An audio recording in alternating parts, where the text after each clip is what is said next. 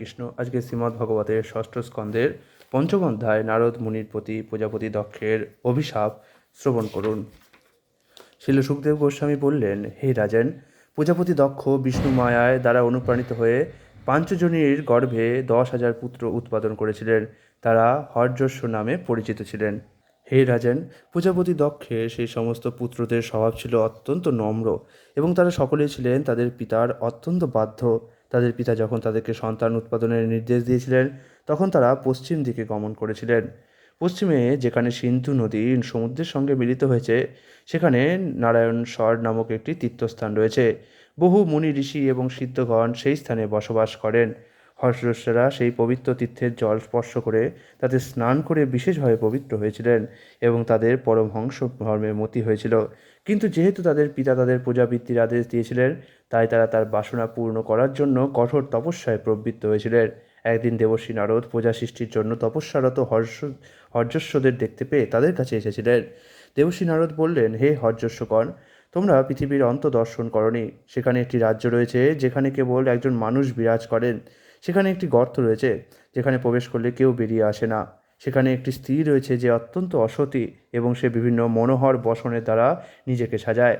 আর সেখানে এক পুরুষ আছে যে তার পতি। সে রাজ্যে একটি নদী আছে যা উভয় দিকে প্রবাহিত। সেখানে একটি আশ্চর্য গৃহ রয়েছে যা 25টি উপাদানের দ্বারা নির্মিত। একটি হংস রয়েছে যে বহুবিধ শব্দ করে এবং একটি বস্তু রয়েছে যা ক্ষুরো ও বজ্রের দ্বারা নির্মিত এবং স্বয়ং ভ্রমণশীল। তোমরা সেসব দর্শন করনি, সুতরাং তোমরা উন্নত জ্ঞানহীন অনভিজ্ঞ বালক। অতএব তোমরা প্রজা সৃষ্টি কিভাবে করবে? হায় তোমাদের পিতা সর্বজ্ঞ, কিন্তু তোমরা তার প্রকৃত আদেশ জানো না। সুতরাং তোমাদের পিতার প্রকৃত উদ্দেশ্য না জেনে তোমরা কিভাবে পূজা সৃষ্টি করবে? শ্রী সুখদেব গোস্বামী বললেন, নারদমুনি সেই হেয়ালিপূর্ণ বাক্য শ্রবণ করে হর্যস্বীরা তাদের স্বাভাবিক বিচার শক্তি সম্পন্ন বুদ্ধির দ্বারা নিজেরাই তা বিচার করতে লাগলেন। হর্যস্বরা নারদ মুনির বাণী অর্থ এইভাবে হৃদয়ঙ্গম করেছিলেন। বহু শব্দের অর্থ কর্মক্ষেত্র। কর্মের ফলস্বরূপ উৎপন্ন যে জড়শরীর তা হচ্ছে জীবের কর্মক্ষেত্র এবং তাকে ভ্রান্ত উপাধি প্রদান করে। জীব স্মরণাতীত কাল থেকে বিভিন্ন প্রকার জড়শরীর প্রাপ্ত হয়েছে যা তার ভববন্ধনের মূল স্বরূপ। কেউ যদি মূর্খতাবশত এই অনিত্য সকাম কর্মে লিপ্ত হয় এবং এই বন্ধন মুক্তির চেষ্টা না করে, তাহলে তার অনিত্য কর্মের অনুষ্ঠানে কী লাভ হবে? নারদমুনি বলেছেন যে একটি রাজ্য রয়েছে যেখানে একজন মাত্র পুরুষ রয়েছেন। হর্যস্বীরা তার এই ভক্তির তাৎপর্য হৃদয়ঙ্গম করতে পেরেছিলেন। একমাত্র ভোক্তা হচ্ছেন পরমেশ্বর ভগবান, যিনি সর্বত্র সব কিছুর পর্যবেক্ষক। তিনি সর্বৈশ্বর্যপূর্ণ এবং সর্বত্রভাবে স্বতন্ত্র। তিনি কখনো জড় প্রকৃতির অধীন নন, কারণ তিনি সর্বদাই জড় সৃষ্টির অতীত। মানব সমাজ যদি তাদের উন্নত জ্ঞান এবং কার্যকলাপের দ্বারা সেই পরমেশ্বরকে না জেনে কেবল তাদের অনিত্য সুখভোগের জন্য দিনরাত কুকুর বিড়ালের মতো পরিশ্রম করে, তাহলে তাদের সেই সমস্ত কার্যকলাপে কী লাভ? নারদমুনি বলেছিলেন যে একটি বিল বা ছিদ্র রয়েছে যেখানে প্রবেশ করলে সেখান থেকে আর কেউ ফিরে আসে না। হর্যস্বরা এই রূপকের অর্থ হৃদয়ঙ্গম করেছিলেন।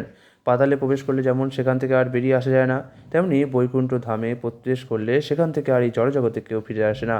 এমন কোনো স্থান যদি থাকে যেখানে গেলে আর এই দুঃখময় জড়জগতে ফিরে আসতে হয় না, তাহলে সেই স্থানটি দর্শন না করে বা জানবার চেষ্টা না করে কেবল বানরের মতো এই জড়জগতে লাফালাফি করলে কী লাভ হবে?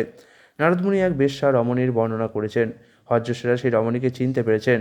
রজগুণ সমন্বিত জীবের অস্থির বুদ্ধি একটি বেশ্যার মতো জীবের মোহ উৎপাদনের জন্য তার বেশ পরিবর্তন করে। তা বুঝতে না পেরে মানুষ যদি অনিত্য সকাম কর্মে লিপ্ত হয়, তাতে তার কি লাভ হবে? নারদমুনি এক বেশ্যাবতী পুরুষের কথাও বলেছেন। হর্যস্বীরা সেই বর্ণনাটি এইভাবে বুঝেছিলেন, কেউ যদি বেশ্যার পতি হয় তাহলে সে তার স্বাতন্ত্র্য হারিয়ে ফেলে। তেমনি কলুষিত বুদ্ধিমত্তা সমন্বিত ব্যক্তি তার জড়জাগতিক জীবনকে বর্ধিত করে।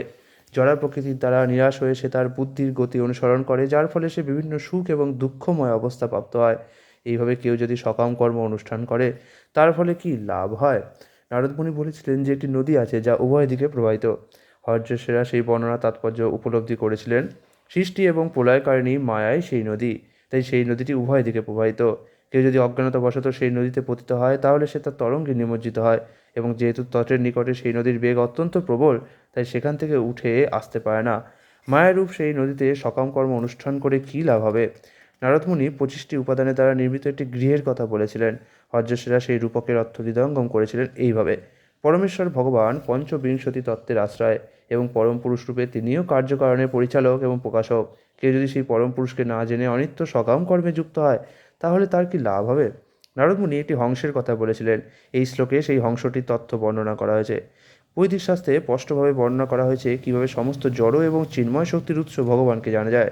প্রকৃতপক্ষে এই দুটি শক্তি সম্বন্ধে বিস্তৃতভাবে আলোচনা করা হয়েছে। হংস হচ্ছেন তিনি, যিনি জড় এবং চেতনের পার্থক্য নিরূপণ করতে পারেন, যিনি সব কিছুর সার গ্রহণ করেন এবং বন্ধনের কারণ ও মুক্তির উপায় বিশ্লেষণ করেন। শাস্ত্রের বাণী বিবিধ শব্দ তরঙ্গ সমন্বিত। কোনো মূর্খ যদি এই সমস্ত শাস্ত্র অধ্যয়ন ত্যাগ করে অনিত্য কার্যকলাপে যুক্ত হয়, তাহলে তার পরিণাম কী হবে? নারদমুনি ক্ষুর এবং বজ্রের দ্বারা নির্মিত একটি বস্তুর উল্লেখ করেছিলেন। হর্ষকেরা সেই রূপকটির অর্থ এইভাবে হৃদয়ঙ্গম করেছিলেন: কালের গতি অত্যন্ত সুতীক্ষ্ণ এবং তা ক্ষুর এবং বজ্রের দ্বারা নির্মিত। সম্পূর্ণ স্বতন্ত্র এবং অপ্রতিহতভাবে কাল সারা জগতের সমস্ত কার্যকলাপ পরিচালিত করে। কেউ যদি এই কালচক্রকে জানার চেষ্টা না করে অনিত্য সকাম কর্মের অনুষ্ঠানে মগ্ন হয়, তাহলে তার কি লাভ হবে? নারদমুনি জিজ্ঞাসা করেছিলেন, মূর্খতাবশত মানুষ কীভাবে তার পিতারাদের সমান্য করতে পারে? এই প্রশ্নের অর্থ হর্ষসেরা হৃদয়ঙ্গম করেছিলেন এইভাবে: শাস্ত্র নির্দেশ পালন করা অবশ্য কর্তব্য। বৈদিক সংস্কৃতিতে উপনয়ন সংস্কারের মাধ্যমে দ্বিতীয় জন্ম লাভ হয়। সদ্গুরুর কাছ থেকে শাস্ত্রের উপদেশ শিক্ষা লাভের ফলে এই দ্বিতীয় জন্ম লাভ। তাই শাস্ত্র হচ্ছেন প্রকৃত পিতা। সমস্ত শাস্ত্রে জড়জাগতিক জীবনের সমাপ্তি সাধনের উপদেশ দেওয়া হয়েছে। কেউ যদি তার পিতার বা শাস্ত্রের উপদেশ হৃদয়ঙ্গম করতে না পারে, তাহলে তো সে মূর্খ। জড়দেহের পিতার যে আদেশ পুত্রকে জড়জাগতিক কার্যকলাপে প্রবৃত্ত করে, তা প্রকৃত পিতার উপদেশ নয়। সুখদেব গোস্বামী বললেন, হে রাজন, নারদমুনির উপদেশ শ্রবণ করে প্রজাপতি দক্ষের পুত্রেরা সম্পূর্ণরূপে নিশ্চিত হয়েছিলেন।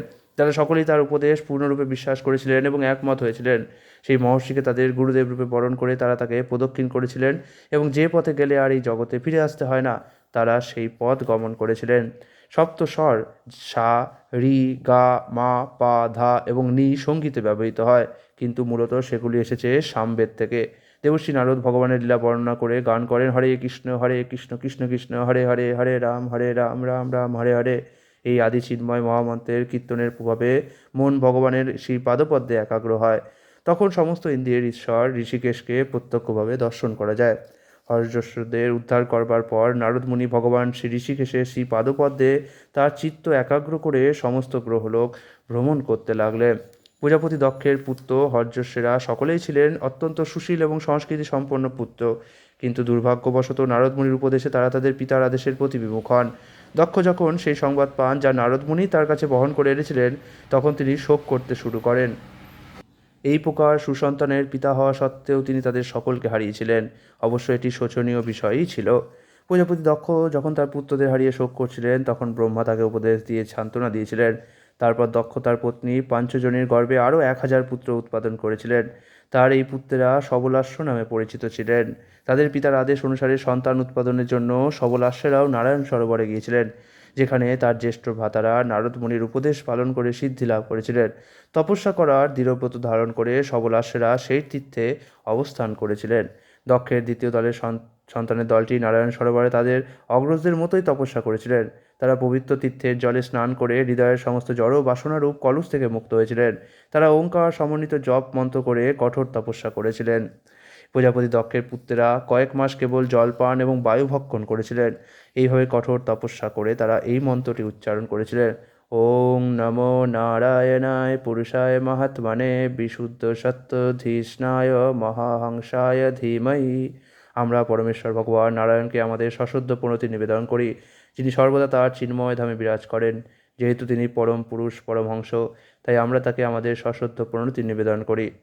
হে মহারাজ পরীক্ষিত, নারদমুনি প্রজা সৃষ্টি কামনায় তপস্যারত দক্ষ পুত্রদের কাছে এসে পূর্বে তিনি তার জ্যেষ্ঠ ভ্রাতাদের যেভাবে গুরু অর্থ সমন্বিত উপদেশ দিয়েছিলেন, সেই উপদেশ তাদেরও দিলেন। হে দক্ষ পুত্রগণ, তোমরা মনোযোগ সহকারে আমার উপদেশ শ্রবণ করো। তোমরা সকলেই তোমাদের জ্যেষ্ঠ ভ্রাতা হর্যশ্বদের প্রতি অত্যন্ত প্রীতিপরায়ণ, অতএব তাদের মার্গ অনুসরণ করাই তোমাদের কর্তব্য। যে ভ্রাতা ধর্মতত্ত্ব সম্বন্ধে অবগত, তিনি তার অগ্রজদের পদাঙ্ক অনুসরণ করেন। অতি উন্নত সেই সমস্ত পুণ্যবান ভ্রাতারা মরুত ইত্যাদি ভাতৃবৎসল দেবতাদের সঙ্গে জীবন উপভোগ করার সুযোগ পান। ছিল সুখদেব গোস্বামী বললেন, হে আর্য, যার দর্শন কখনো ব্যর্থ হয় না, সেই নারদমুনি প্রজাপতি দক্ষের পুত্রদের এই উপদেশ দিয়ে সেখান থেকে প্রস্থান করেছিলেন। দক্ষের পুত্ররা তাদের জ্যেষ্ঠ ভ্রাতাদের পদাঙ্ক অনুসরণ করেছিলেন। সন্তান উৎপাদনের চেষ্টা না করে তারা কৃষ্ণ ভক্তিতে যুক্ত হয়েছিলেন। সবলাশ্বরা ভগবত ভক্তির দ্বারা অথবা পরমেশ্বর ভগবানের কৃপার দ্বারা লভ্য সর্বতভাবে সমীচীন পথ অবলম্বন করেছিলেন। তাই পশ্চিম দিকে চলে গেছে যে রাত্রি, তার মতো তারা আজও ফিরে আসেননি। এই সময়ে প্রজাপতি দক্ষ বহু অমঙ্গল চিহ্ন দর্শন করেছিলেন এবং তিনি শ্রবণ করেছিলেন যে সবলাশ্ব নামক তার পুত্রদের দ্বিতীয় দলটিও নারদ মুনির উপদেশ অনুসারে তাদের জ্যেষ্ঠ ভ্রাতাদের পদাঙ্ক অনুসরণ করেছেন। দক্ষ যখন শুনলেন যে সবলাশ্বেরাও ভগবত ভক্তিতে যুক্ত হওয়ার উদ্দেশ্যে এই পৃথিবী ত্যাগ করেছেন, তখন তিনি নারদ মুনির প্রতি অত্যন্ত ক্রুদ্ধ হয়েছিলেন এবং শোকে মূর্ছিত প্রায় হয়েছিলেন। নারদ মুনির সঙ্গে যখন দক্ষের সাক্ষাৎ হয়েছিল, তখন ক্রোধে দক্ষের অধর কম্পিত হয়েছিল এবং তিনি তাকে এই কথাগুলি বলেছিলেন।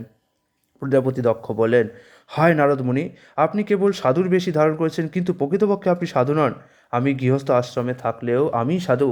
আমার পুত্রের ত্যাগের পথ প্রদর্শন করে আপনি অত্যন্ত গর্হিত অপরাধ করেছেন। আমার পুত্রেরা ত্রিবিধ ঋণ থেকে মুক্ত হয়নি, প্রকৃতপক্ষে তা তাদের কর্তব্য সম্বন্ধেও বিবেচনা করেনি। হে নারদ মুনি, হে মূর্তিমান পাপ, আপনি তাদের ইহলোক এবং পরলোকে মঙ্গল প্রাপ্তির বিঘ্ন সৃষ্টি করেছেন, কারণ তারা এখনও ঋষি, দেবতা এবং পিতৃদের কাছে ঋণী। প্রজাপতি দক্ষ আরও বললেন, এইভাবে আপনি জীবেদের প্রতি হিংসা করেছেন এবং তা সত্ত্বেও নিজেকে একজন ভগবৎ পার্ষদ বলে দাবি করে আপনি ভগবানের যশনাশ করছেন। আপনি অনভিজ্ঞ বালকদের চিত্তে অনর্থক সন্ন্যাসের প্রতি আগ্রহ সৃষ্টি করেছেন এবং তাই আপনি নিষ্ঠুর ও নির্লজ্জ। আপনি কিভাবে ভগবৎ পার্ষদের মধ্যে বিচরণ করতে পারেন? আপনি ছাড়া ভগবানের অন্য সমস্ত ভক্তেরা বদ্ধজীবদের প্রতি অত্যন্ত সদয় এবং তাদের মঙ্গল সাধনে অত্যন্ত উৎসুক। যদিও আপনি ভগবৎ ভক্তের বেশ পরিধান করেন, তবুও আপনার প্রতি যারা শত্রুভাবাপন্ন নয় তাদের সঙ্গেও আপনি শত্রুতা সৃষ্টি করেন। আপনি বন্ধুত্ব ভঙ্গকারী এবং বন্ধুদের মধ্যে শত্রুতার সৃষ্টিকারী। ভক্ত হওয়ার ভান করে এই সমস্ত জঘন্য কার্য করতে আপনার লজ্জা হয় না? আপনি যদি মনে করেন যে কেবল বৈরাগ্য সাধনের দ্বারা আপনি জড়জগতের বন্ধন থেকে মুক্ত হবেন, তাহলে আমি বলবো যে পূর্ণ জ্ঞানের উদয় না হলে কেবল আপনার মতো বেশ পরিবর্তনের দ্বারা কখনো বৈরাগ্য উৎপন্ন হতে পারে না। জড় সুখভোগেই যে সমস্ত দুঃখ দুর্দশার কারণ, তা বিষয়ভোগ না করে জানা যায় না। নিজের দুঃখ দুর্দশা ভোগ না করলে ভোগবাসনা ত্যাগ করা যায় না। সুতরাং বিষয়ভোগ করতে করতে যখন বোঝা যায় যে এই জড়জগৎ কত দুঃখময়, তখন অন্যদের সাহায্য ব্যতীতই জড়সুখ ভোগের প্রতি বিতৃষ্ণা জন্মায়। যাদের মন অন্যদের দ্বারা পরিবর্তিত হয়েছে, তাদের বৈরাগ্য ব্যক্তিগত অভিজ্ঞতালব্ধ ব্যক্তিদের মতো হতে পারে না। আমি যদিও স্ত্রী পুত্র সহ গৃহস্থ আশ্রমে বাস করি, তবুও আমি সৎভাবে বৈদিক নির্দেশ অনুসারে পাপহীন জীবনের আনন্দ উপভোগ করি। আমি দেবযজ্ঞ, ঋষিযজ্ঞ, পিতৃযজ্ঞ এবং নিযজ্ঞ আদি সমস্ত যজ্ঞ অনুষ্ঠান করেছি। যেহেতু এই সমস্ত যজ্ঞগুলিকে বলা হয় ব্রত, তাই আমি গৃহব্রত নামে পরিচিত। দুর্ভাগ্যবশত আপনি অকারণে আমার পুত্রদের সন্ন্যাস মার্গে পরিচালিত করে পথভ্রষ্ট করেছেন। তাই আপনি আমাকে অশেষ দুঃখ দিয়েছেন, যা কেবল একবার মাত্র সহ্য করা যায়। আপনি একবার আমার পুত্রদের আমার থেকে বিচ্ছিন্ন করেছেন এবং এখন আপনি আবার সেই অশুভ কার্য করেছেন। তাই আপনি মূঢ় এবং অন্যদের সঙ্গে কীভাবে আচরণ করতে হয় তা জানেন না।